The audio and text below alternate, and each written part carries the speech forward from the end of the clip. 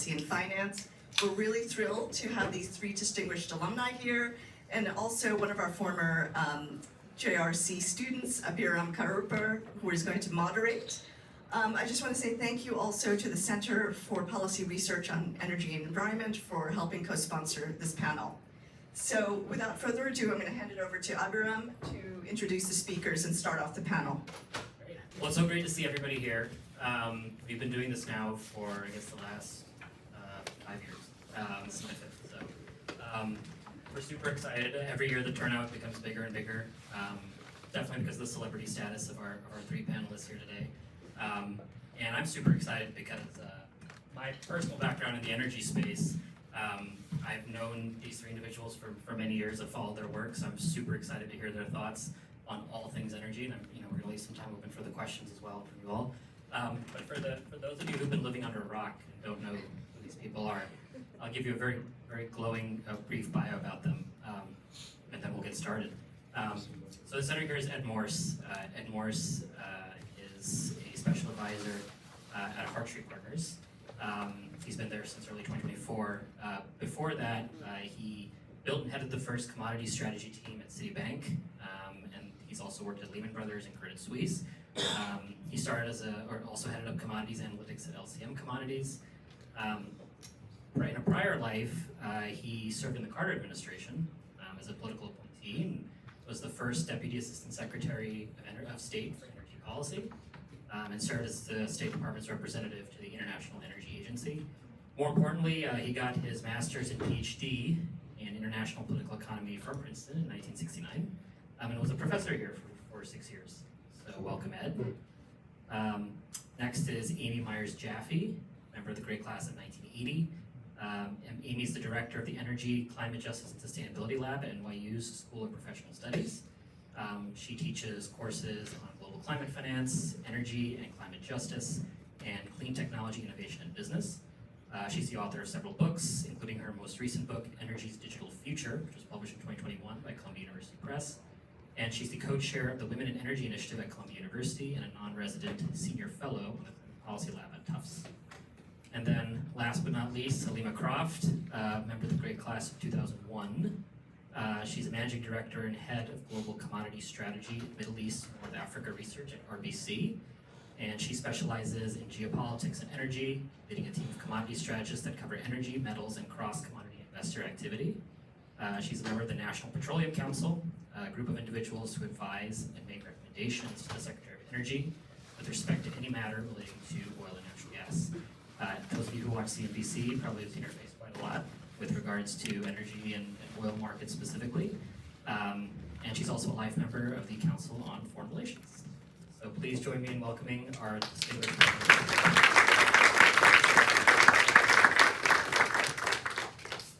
All right, so I thought we'll start broad and we'll go deep. I think that's generally a good way to start talking about, especially energy, which is a very, very complex issue. So I'd love to just get let's get a measure on the room. This panel is titled Measuring the Temperature. So I'd love to hear from all of our panelists.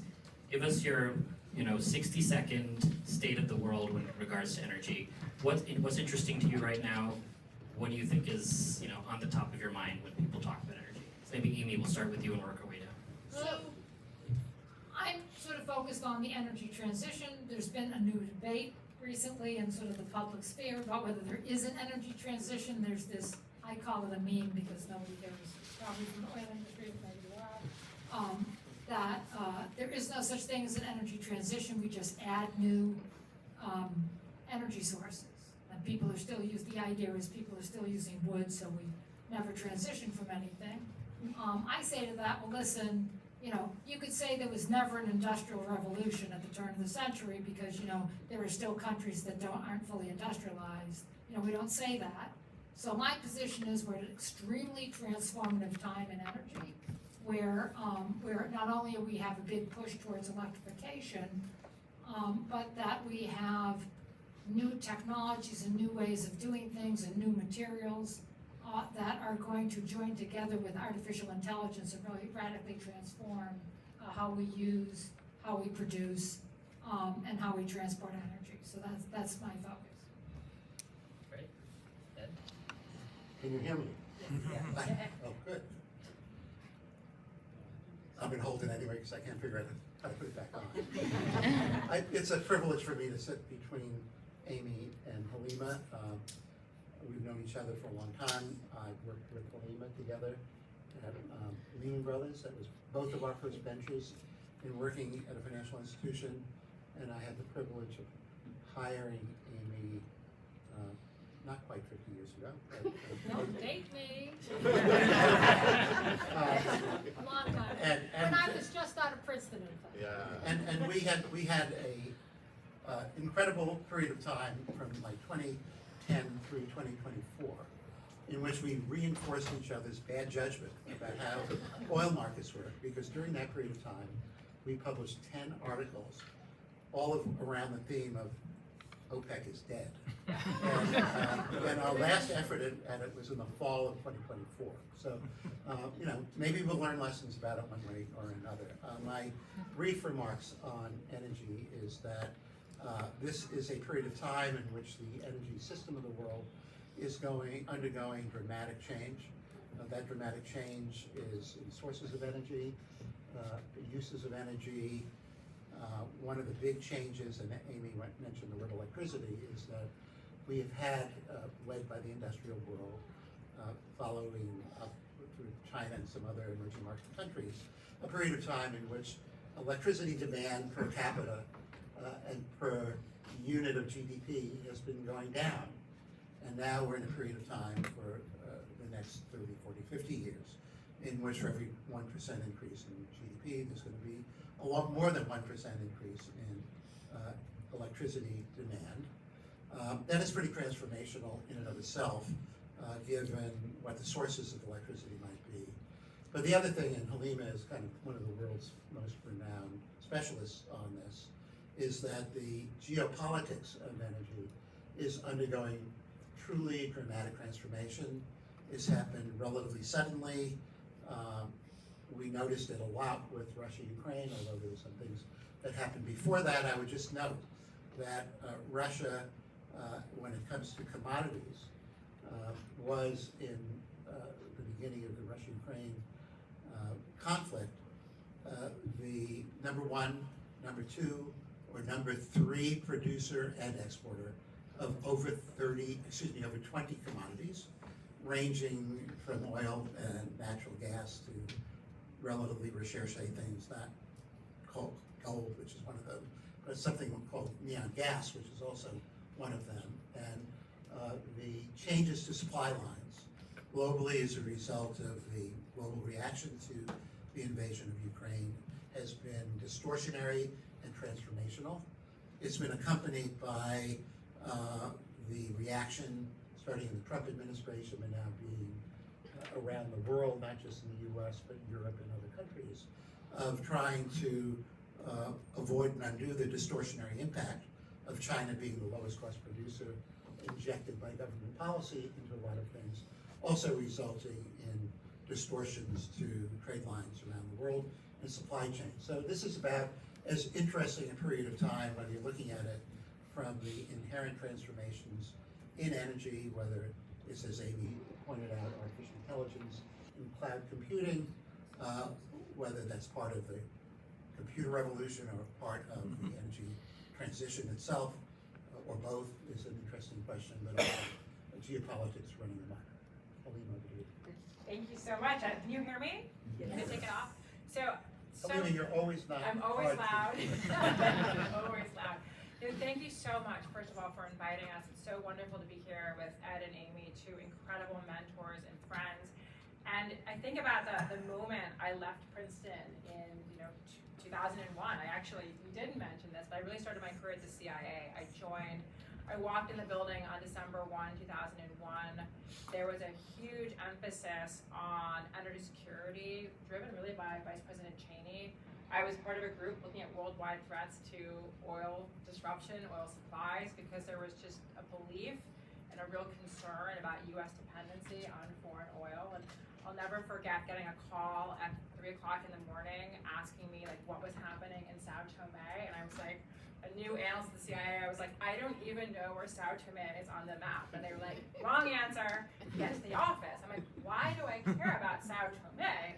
And the reason we cared about Sao Tome was Exxon was shooting seismic there.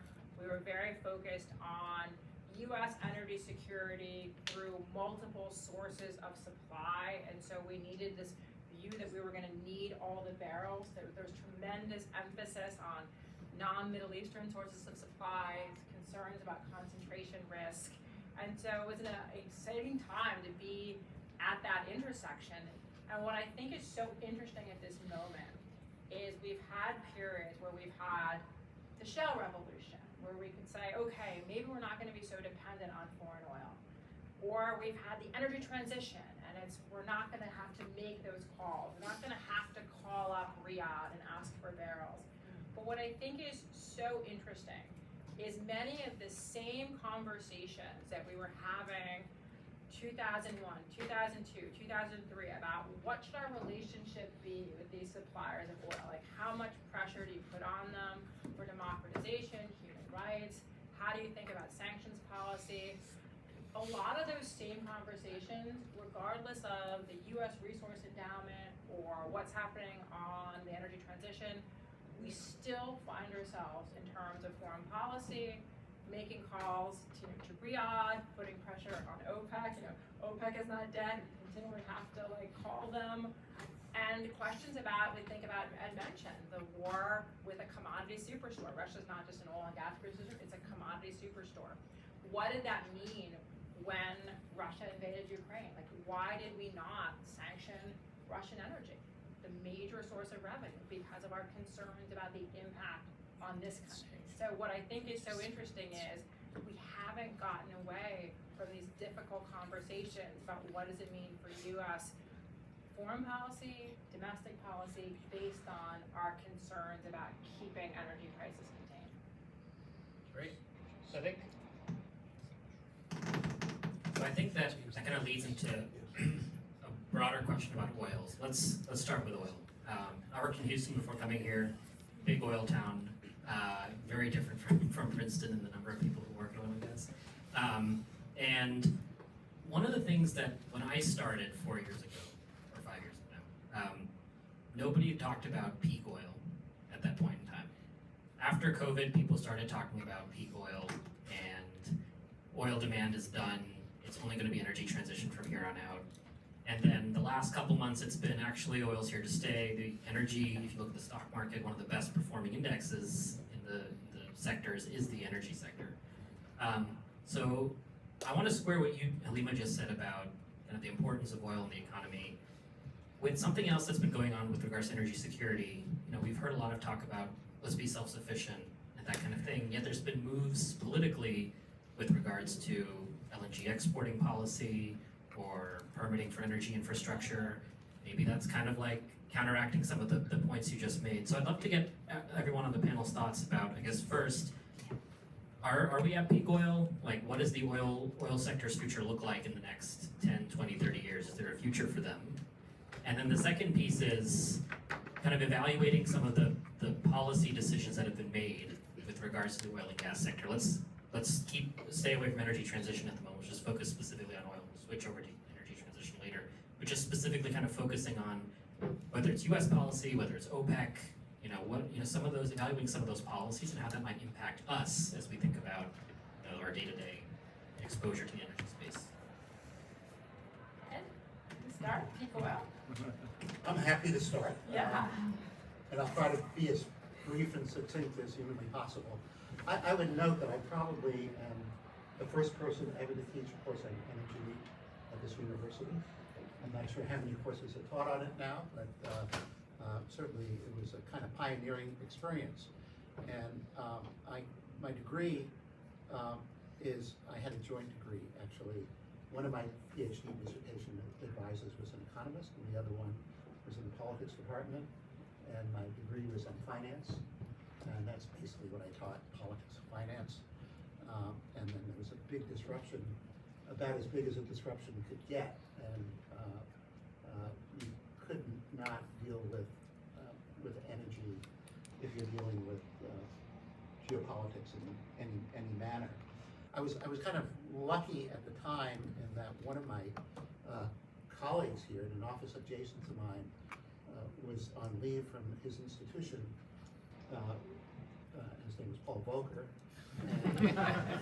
And we managed to write what I think is the very first paper ever written on petrodollar recycling. So it was, it was a transitional period, to say the least.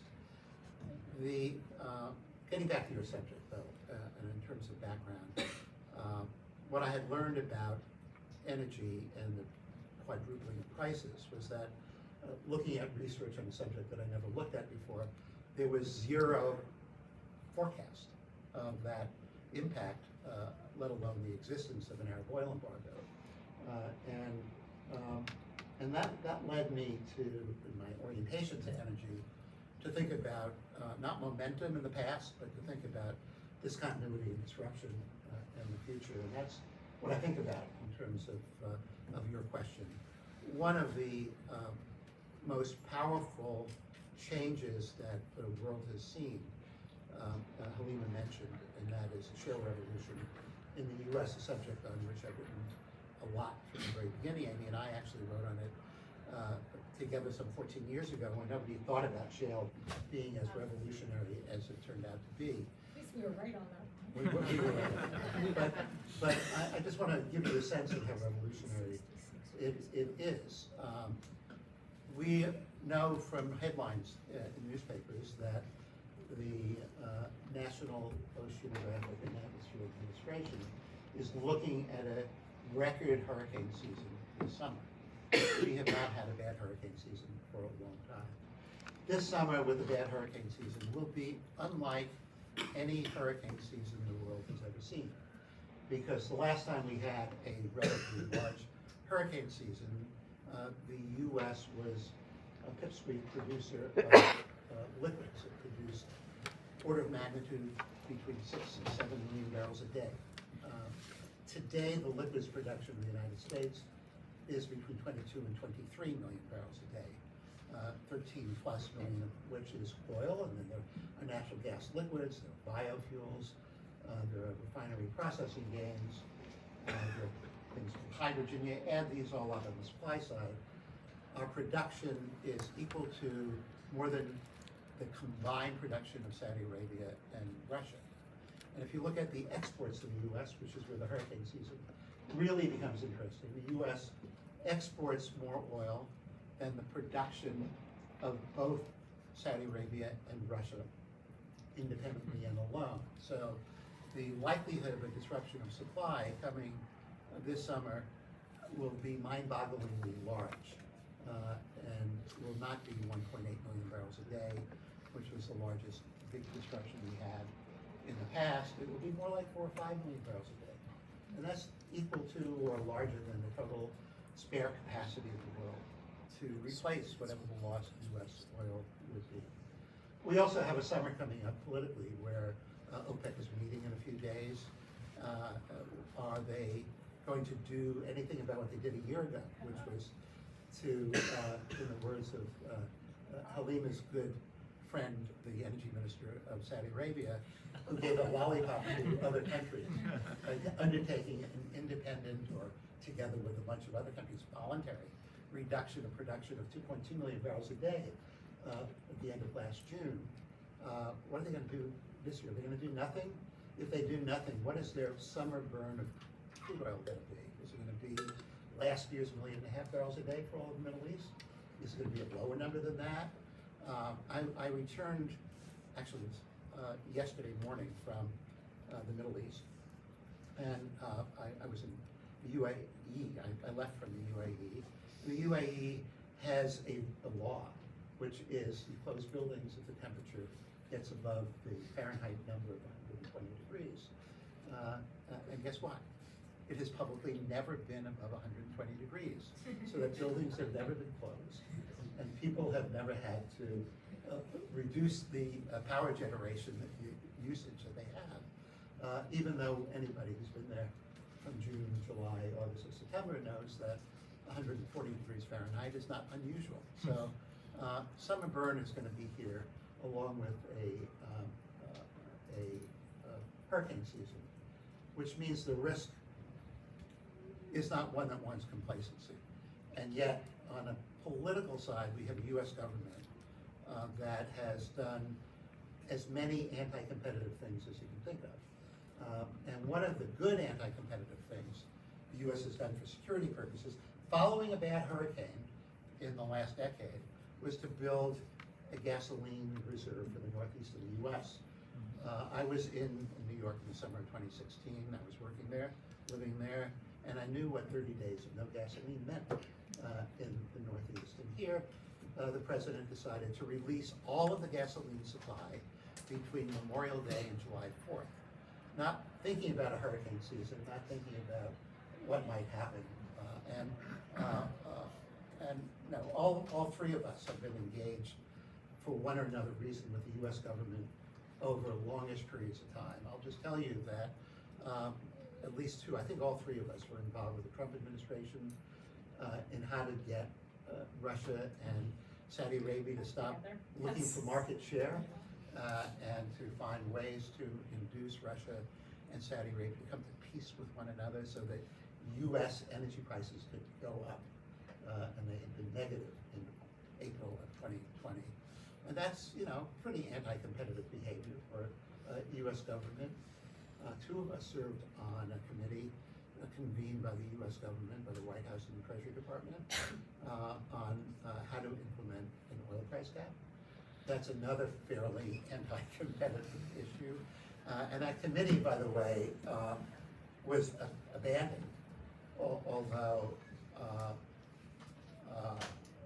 those of us on the committee continued to talk to Treasury and the White House in particular, and it was abandoned because the lawyers at the firms we worked for told us that it was illegal behavior to conspire with the US government to fix prices for oil. And then Scott Sheffield, recently the CEO of Pioneer that has been acquired by Exxon, had been not quite indicted, but called after for meeting at an OPEC meeting. And guess why he was meeting at an OPEC meeting? It's because the US government encouraged OPEC to invite him to an OPEC meeting and encouraged him to be at the OPEC meeting to discuss things. And I'd say all three of us have been involved in that game one way or another. So here we are with a US government that is really very actively anti-competitive at a time when the US is the largest oil producing country in the world, with significant implications. Briefly, I think that the relationship with GDP and energy, which I spoke of earlier, indicating that we should anticipate incrementally more demand for electricity per unit of GDP going forward in a kind of massive way, which has significant inflation implications if we think about it in depth. When it comes to oil demand, there are things going on in the opposite direction. The percentage of use of oil in terms of the oil intensity of GDP has gone down steadily. When I was teaching the course after the Arab oil embargo here, the average oil intensity was much higher. For every 1% increase in GDP globally, there was a 1.2% increase in oil demand.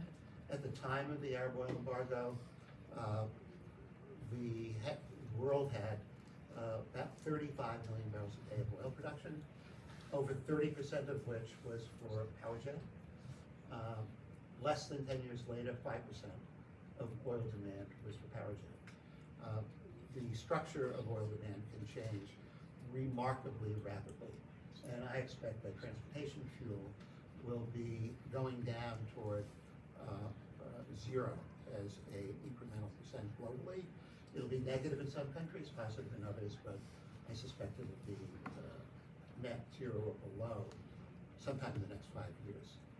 Petchem demand for petchem feedstock might be going up, but we are in a period of time that has monumental changes in the demand picture, and we can't exactly pinpoint it, but it will be monumental. Anybody want to add? Well, I'll just add one little nuance, because I think Ed really laid that out well. But what I would say to you is, I believe that people get confused, and Ed kind of mentioned this at the very beginning of his comments. So I've spent a lot of time with an economist at Rice University analyzing what we call the oil price cycle.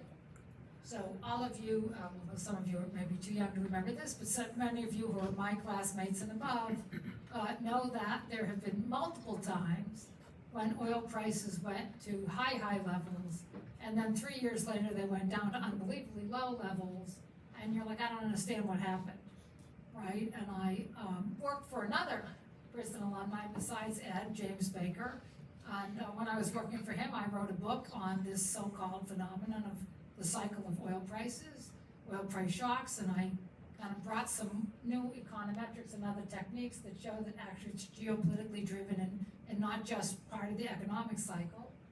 And I remember Jimmy Carter sending a letter to Mr. Baker, and he brought it upstairs to me, commenting that he was always shocked after the 70s, how the oil price wound up coming down so severely in the 80s, and how was that possible given the trauma and challenges that he had faced. So what I would say to you is, the pattern is that we have a period of economic expansion, sometimes because we have like a technological breakthrough, like the dot-coms, now it's suddenly AI, right, that causes the stock market to go up, causes the economy to grow. And as Ed's saying, some of that wipes out oil demand through efficiency, but it does in the end raise demand in a way that's not linear with the economic growth. In other words, it takes time for people to drill and get the price signal and so forth. So what happens during that period is that you're basically sending that money to who? You're sending that money to the Middle East, you're sending that money to Russia, you're sending that money to Venezuela, and then what happens is, gravity sets in. One of the things that does happen, which Ed is commenting on OECD, so demand in the Western world is absolutely declining for oil, right? So it's not true that we haven't seen any impact. And why?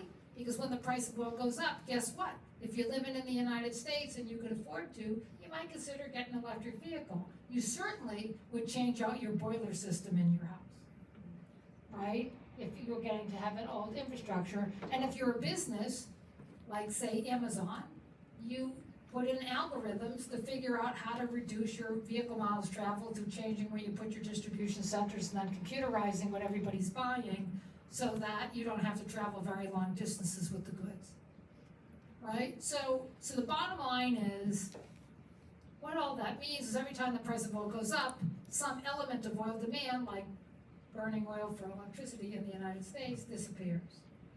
And when we have the retraction, or we have a recession or both, and so therefore the price goes down, and when the price goes down, you're some foreign leader, you've taken in all this excess money. What did you spend it on? I mean, luckily this time around, some of the leadership has really changed and they're spending it on building out their country, but most of the time they spend it on weaponry. And then when things get rough, they use that weaponry to attack a neighboring state. And, I won't go through the historical ones, but that, in my view, is the context in which Russia chose this moment in time to decide to reassert itself in its ambition to control Ukraine. And it's not different. Energy prices went up, even though we didn't actually lose any Russian oil, as Ed was explaining about, sanctions policy. The price responded anyway, and we're in this cycle. Because we're in this cycle, oil prices are high, everybody's able to prove that you should own Exxon stock. It's making everybody say that there is no energy transition, oil is still important, blah, blah, blah. I'm not saying oil's not still important right now, but the bottom line is we always say that at the top of the cycle, right? And then when we go to the bottom of the cycle, then we talk about the fact that we're in an energy transition and that we need to do alternative energy and blah, blah, blah. So that's the part I would just sort of add to, which is that we're been in this same cycle since Ed was in government, or maybe when he was writing as a younger person here at Princeton. We were in that cycle when I was at Princeton, when Helima was here, and when I came to lecture to Abharam's class, we were in that cycle, we're still in that cycle. And there will be a day, I think, when, as Ed's saying, we will have moved oil out of so many different sectors, that we won't care as much. And we're maybe in the United States get to that point someday when, 1 in 4 new cars sold in California today are actually electric vehicles, and they have 90,000 charging stations. So that day might come faster in California than other places, but I believe we will eventually get to that point. And I would just briefly add that I feel like you mentioned peak demand. That became the whole thing we talked about during COVID when oil prices went negative. The question was, would we actually ever recover in terms of demand? I remember certain, big CEOs in this country saying that we would never ever get back to the peaks of U.S. production because demand had cratered. But I also tell you that when I started my career, this theory was that we were running out of oil. Remember Matt Simmons, a certain generation where everyone was like, hey, Saudi Arabia is running out of oil. And there was this whole view, again, particularly after 9/11, we were like, wow, GOAR potentially is in decline. We can think about other supplies of oil. And again, I think that was a really big policy push. We were like, okay, where are the other places in the world that we have to have like a fierce effort to try to get those barrels on the market? So the big push on Gulf of Guinea, West Africa, that was the kind of dominant mindset we were in. And then Shell came along, and it was like, wow, we don't have to make what we can sometimes see as these like bad bargains because we're not running out of oil, we have shale. Now again, we still had to make calls to countries that we didn't think we have to, but that was a kind of mindset, and it was like this big sigh of relief, okay, there's plenty of oil. I would say that when we got to the peak demand moment during COVID, it led to this sort of, I would say, false sense of security that the Biden administration had. Like I won't name the official, but we did this beyond the ballot series before the election, where we interviewed people from the Trump administration, people that were potentially going into the Biden administration. And I'll never forget, like a really senior person who went into a big job in the Biden administration, we asked this person about OPEC, because I had been covering OPEC closely. I had covered Russia's entry into OPEC in 2016. I basically thought that Russia was able to use OPEC as a vehicle of soft power to basically strengthen ties with countries in sub-Saharan Africa, in Latin America. They already had good ties into countries like Venezuela, but I saw OPEC as a way that they really deepened those relations. And I'll never forget being at an OPEC meeting where Alexander Novak, he's now the deputy prime minister of Russia, but then he was just the energy minister, and he basically looked around the room, the OPEC secretariat, and he basically was talking about the OPEC plus countries, and he said, we are responsible for the global energy security. And having come out of the CIA and national security, architecture, I was like, wow, like how did we get into the moment where we're watching Alexander Novak saying, we are responsible? And I was like, wait a second, don't we have shale? Like, why is he claiming this? But I think when we got into the Biden administration, I asked this official, I said, well, aren't you worried about the influence, how Russia has been able to strengthen its ties in so many parts of the world because of OPEC, and how are you thinking about Russia, its place in the world? And this official said, the good thing is, we have the energy transition. It's gonna be rapid now, we're in peak demand for oil, so we're not gonna have to care about OPEC, and we're not gonna have to care about Russia. And so I really think that kind of mindset, and again, they were so focused on the sort of inevitable, that we're inevitably going to peak demand, we're gonna accelerate the push to peak demand, that you didn't have a lot of people in the early days of the Biden administration that came with a more traditional energy background.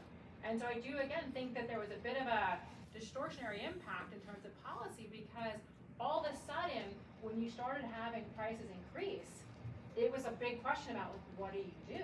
I mean, when we got to clear evidence, early on that Russia might invade Ukraine, there was a real kind of debate within the administration about what was the role of natural gas. Like, should we be encouraging natural gas exports? And a very good friend of all of ours, Alma Saxton at the White House, he basically was like, we have to get as much U.S. natural gas to Europe as possible, because it is the goal of Vladimir Putin to create an energy crisis in Europe. Like, that is how he is going to win this quickly.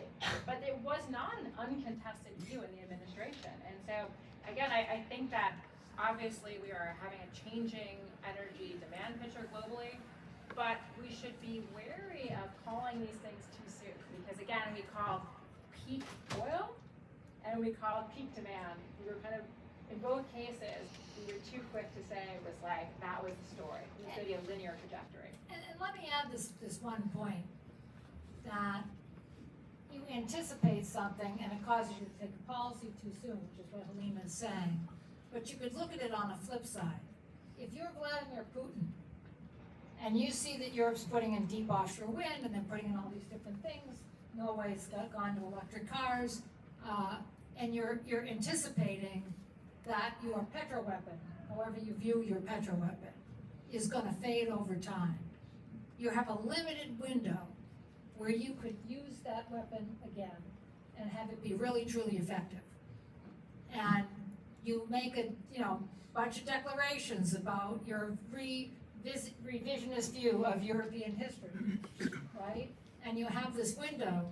So one of the things that I wrote about, even during COVID when oil was not needed for a period of time, was that as countries like, especially Russia and Iran, were to realize that the power that they had to force things in the world, like Helima is describing and Ed is describing, through the fact that they quote unquote have us over a barrel to make a pun, that world might fade over time. That they would turn to hard power because they weren't going to be willing to become uninfluential when their energy role started to decline. And that's partly because of shale, right?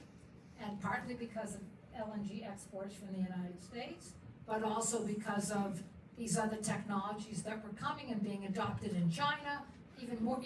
Why are we having the Inflation Reduction Act? Is it really because we wanted to get people back to work, or was it because other people had in their heads bipartisan that the Chinese are already doing it and we're gonna have to be competing with their car industry, their electric car industry, and their tech industry in the future, in the defense space? Because all of these technologies we're talking about have dual use.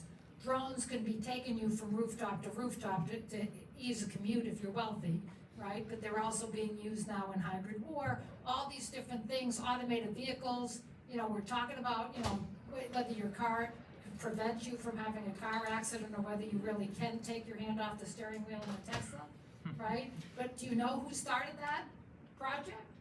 That was your Pentagon. Their dollars in the Mojave Desert, they had a contest, who could make a vehicle that could do a route without a driver, right? Because we knew that warfare was gonna go to them. So my point to you is that if you were Putin and you see what's coming, you had a narrow window with which you could try to make your geopolitical goals using a combination of oil power, gas power, and hard power. And I think part of the reason why he acted when he did was precisely because he was wondering about what was going to happen in this future. Great. So maybe shifting gears a little bit. One of the arguments that was made for the energy transition is that a lot of these geopolitical tensions that you mentioned would go away. Countries would become self-sufficient, right? Solar, wind, we generate our own power. We don't need Russia, right? We don't need their help with this. And two things have happened in the past year. Number one, there's been a shock exposure to China that people have realized when it comes to what's needed for the energy transition with regards to minerals, with regards to a lot of the technological capabilities that China has around battery processing and that sort of thing. And the second piece is that the energy transition, which was in a boomtown phase, I started working in energy transition at the beginning of 2021. Everybody who was anybody was throwing money at energy transition companies. Even like oil companies were going big on it. Anybody that basically had a light bulb in their house was plowing money into energy transition. Now all of a sudden there's been a collapse in investment, in new projects. Everybody's very negative all of a sudden about the energy transition companies and that sort of thing. So I'd love to get everybody's thoughts on what happened in the past 2 years with regards to energy transition? I know at the beginning we talked about, we shouldn't jump to conclusions about short-term trends and that sort of thing. Is this a long-term issue that we're going to have with energy transition in the sense that there's a dramatic lack of interest now all of a sudden? And two, are we always going to have this geopolitical tension? First it's Russia, now we're talking about China and maybe parts of Africa and South America in regards to minerals. Can we ever break away from that cycle? Can we ever be self-sufficient and achieve energy transition? Or is this just, energy transition is just the new oil?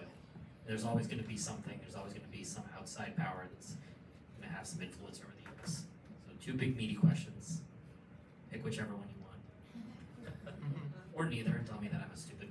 Well, let me make one point, which I think we would all three be tempted to make, which is that, ultimately, on a net-net basis, the United States is self-sufficient, right? Is We're what? exporting Right. 13 million barrels a day of crude oil and products, right?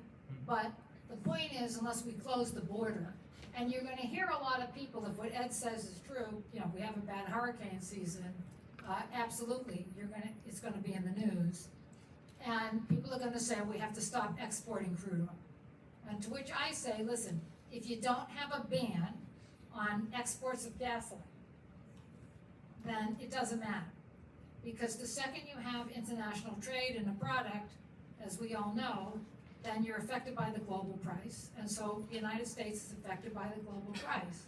So it's not as bad as it sounds. It sounds like, there's nothing we can do, we're self-sufficient, it doesn't matter. No. Because in the old days, back when I wrote the first book, you had to worry about the balance of trade payment implications of importing so much oil and have it be costing twice as much. And what does that mean for the dollar and people's trading in the dollar, and what does that mean, for inflation, which we still have to worry about, but also what does that mean for our trade balance, and how does that affect the country? So now at least, the oil's flowing out in a different way. That money that we were sending out to these countries, some of which were hostile to the United States, that money's making people very rich in Texas, more recently in Pennsylvania or Ohio, so maybe that's a good thing, it's more diversified, right? Spreading it around a little bit in the country, New Mexico and so forth. But ultimately, we need to not get caught up on that, since we're gonna have a presidential debate soon. Let's not get caught up on the energy independence or energy self-sufficiency or that particular issue. In a war, it'll matter. In a war, China doesn't have their own fuel, Russia is their gas tank, right? The United States has its own industry, right? So that matters, right? But in peacetime, on a practical basis, from the point of view of the global economy and our role in it, it doesn't matter. If I'm next, happy to be next. I'd like to take off on some of the things that Amy has said and make some other generalizations about the energy transition. On the capital spending part of it, undoubtedly there have been obstacles to the accelerated capital allocation globally to clean energy, to one thing or another. And the obstacles fall into several categories. I'll give you two big ones. One is called fraud.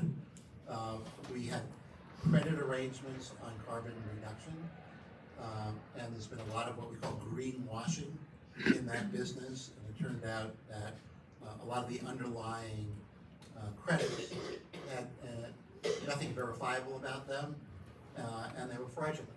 So that if you're investing on something that's generating a credit, you're going to be wary about doing that, depending on what the investment capital is coming from.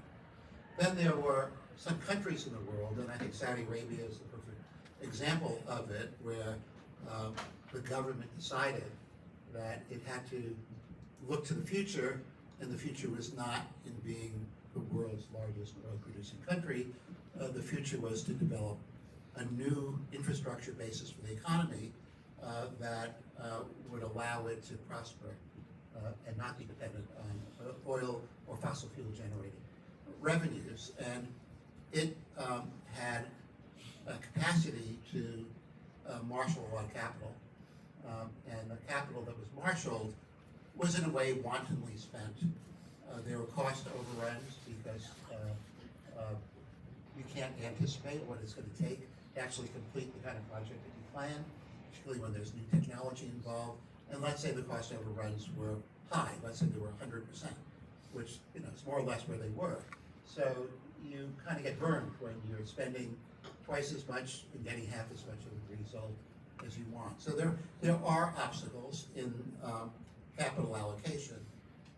And then there are obstacles that are being removed or being dealt with at a faster rate than you had anticipated. Amy has mentioned a couple of them: cloud computing, and artificial intelligence, and clean power being kind of critical. There has been learning, although the learning still verges on ideology. Several of us were at the annual Columbia Energy Day, for best of lack of a better explanation of a day-long celebration with speakers from around the world. The U.S. government official who replaced John Kerry has exactly the same script that John Kerry had. And that script, ironically, has been that actually the guy from the government cited Shell as a source, that natural gas production and use was going to peak by, I don't remember, it was 2034, 2035, but it certainly was in the near-term future. And that part of the acceleration was going to be replacing natural gas. Now, if you're thinking about power gen, and you're thinking about the globe, and you're thinking about emerging markets, there is just no way you can have the growth in power generation and not prevent, if you're trying to prevent emerging markets from going to coal, there's no way to do that unless there is a subsidy that is created to allow countries that don't have natural gas to import it, to build regasification facilities, to build pipelines to enable the liquefied gas that is available from other parts of the world to come into it. So I think the world is kind of better off now than it was 2 years ago, even if we have visible public people saying we got to reduce our consumption of natural gas. It's not going to work. So I think on your question, Andrew, there's a lot of evidence that the contraction of spending on clean energy is coming to an end. And the world is going to think of some fossil fuels as cleaner than other fossil fuels. And it is the hope that one has, because the power gen system, the way it's managed globally, there are four letters about it that are kind of critical. Three of them are the letter R, one is the letter A. The three-letter R's are reliability, resilience, and redundancy.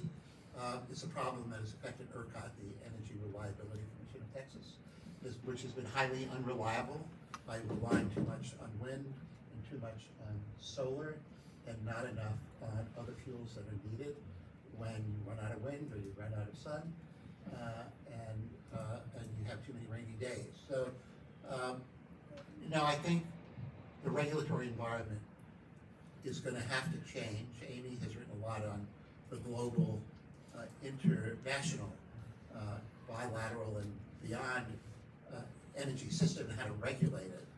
But you need regulation to make it not just reliable, but you need it to, another letter, A, affordable, because this is unbelievably disruptive in its nature. The energy transition, just to give you a sense of what it needs not only rare earth materials, it needs critical minerals. The U.S. government itself has entered into a world of what's critical, and they're not all rare earths. They include nickel, they include copper on the list of critical minerals. And copper, you can't electrify anything. You can't do wiring for cars. You can't do wiring for grids.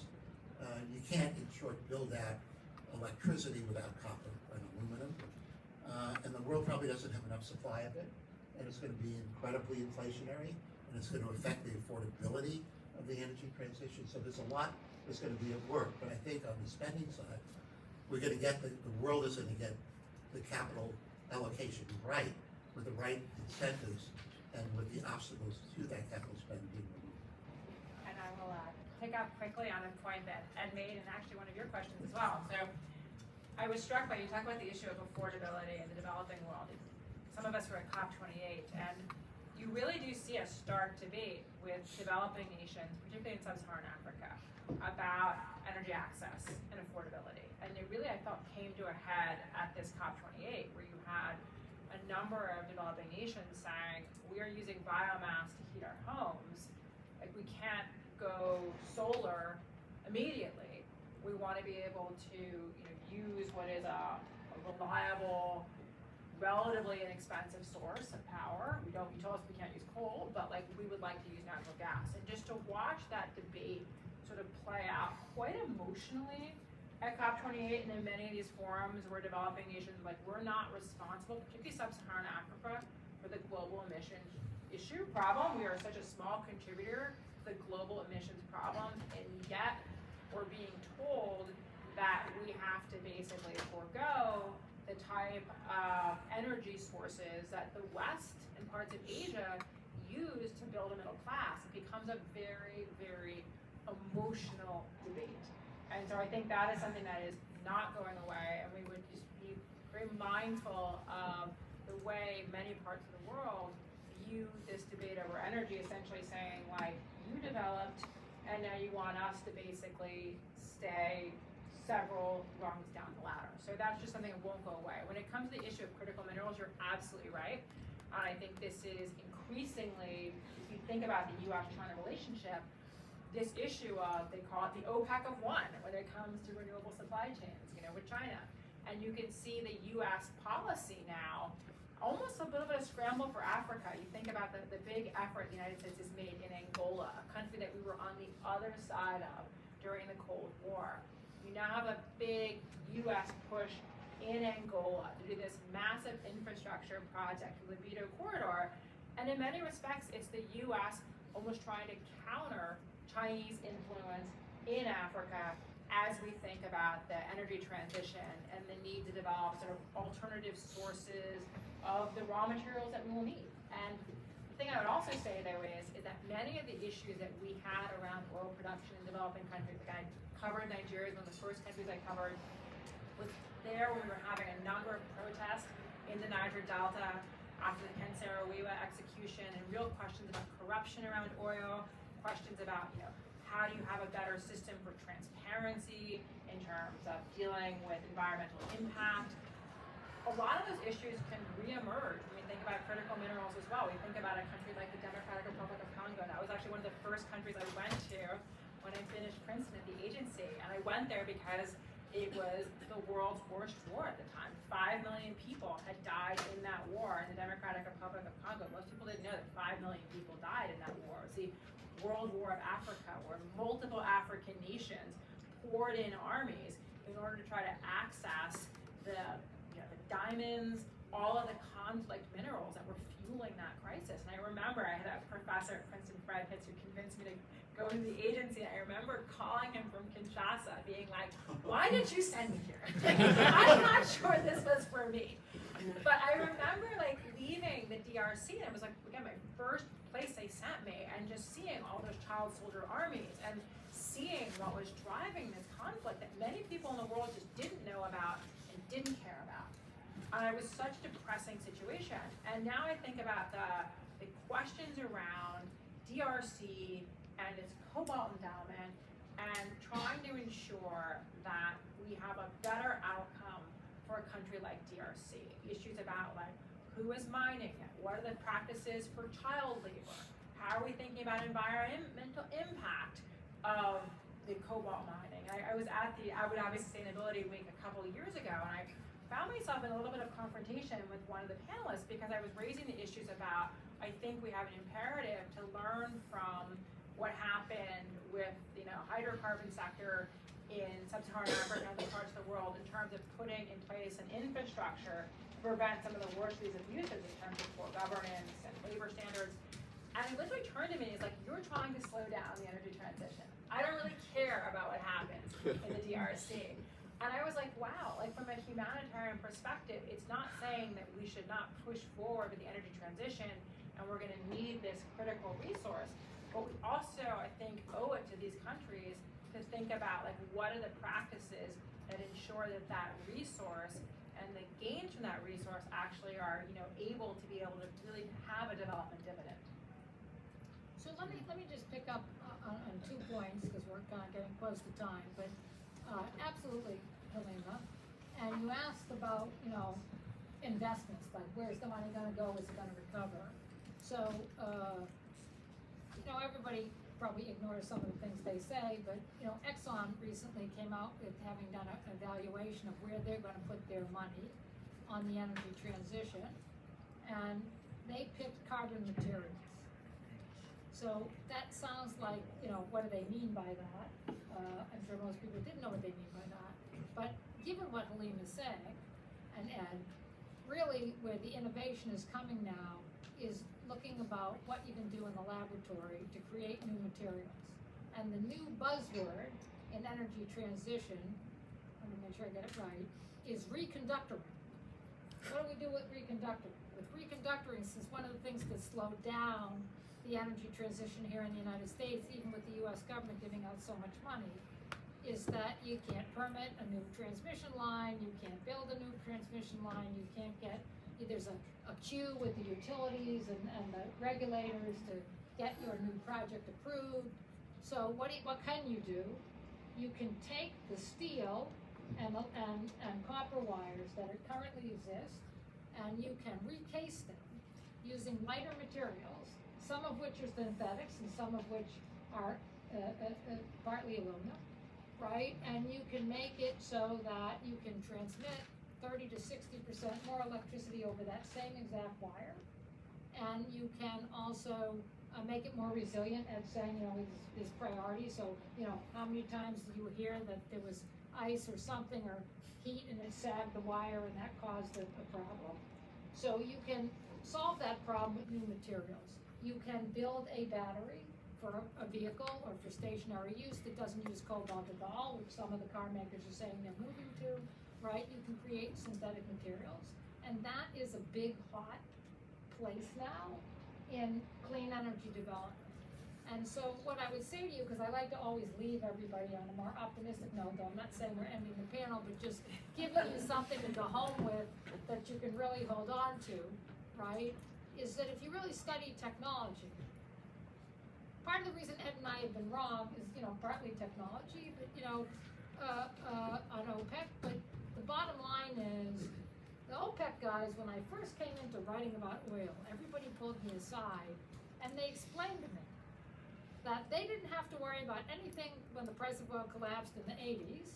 They didn't worry about that because they had a date in 2010, somewhere around 2010. The Western world will have run out of oil, and they would be in the driver's seat. And price of oil could be $200 a barrel, whatever they wanted to charge for it, we would have no recourse. And I would try, and I'd go out to the Middle East, people would invite me, the current oil minister, other people would invite me out there, and I would give these lectures about technology change and what happened in past crises, and we can invent our way out of it, and everybody would pat me on the head and say I didn't know what I was talking about. But, what was shale? Shale was taking combining technologies that had existed, and then putting, computerization and other things with it, and being able to drill a lateral well, a horizontal well, not down into the ground, but across a certain space for 2 to 3 miles long, right? And all of a sudden, the United States went from having production of 5 million barrels a day to having production of 12.5 million barrels a day of crude oil. So it's my opinion, same thing with clean tech, right? There's a lot of money to be made by the Amazons and the Microsofts of this world, eliminating all of our jobs through their algorithms, right? And they're not going to let the fact that there's not enough electricity block that, right? So they're going to, whatever they have to do, and this is a true story, because I was out in California for a while, working at the University of California, and We had an electricity crisis in California in 2001. And what was the lesson that Silicon Valley took from that? That they couldn't rely on El Paso and Enron and companies like that to provide their electricity. I'm going to stop talking 1 second. So what they did instead is they built their own energy teams, which they still have. And that is my opinion on medics. That's why they all think they're going to space to get the medics. All right, I know I said we'd take questions. If people do have questions, maybe we'll take one question. Here, let me give you the mic. What is the role of nuclear energy in the future? Amy and I were discussing this earlier today. When I was a graduate student, given the fact that Princeton was the source of a lot of attention on fusion energy, the forecast that had been made in 1975 was that fusion was going to be a dominant factor by 1985. And now that we're in 2024, there may be a slight acceleration on the time fusion energy is going to come into the commercial world. And we're no longer talking about 8 years, 10 years, we're talking about 7 or 8. So there's been a little bit more optimism about when we're going to get it. But I think there is significant investment potential on SMRs, whether you want to call them small modular reactors or smart modular reactors, is kind of irrelevant. There are subsidies being given that make it look fairly attractive. It's clean, it can last 100 years.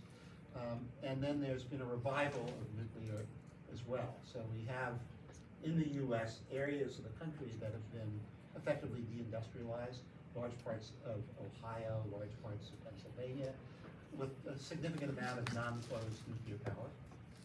And that nuclear power looks as though it's going to be reliable off-grid, because the grid is ample, supplied in those areas at the moment, where it will be a significantly cheaper source of energy for AI and cloud computing with an industrialization of the country. So I think you've got to be optimistic about nuclear from a variety of perspectives, even though the not in my backyard obstacle to increasing its deployment is still there. So it depends on where there's land and where there's the will to do it.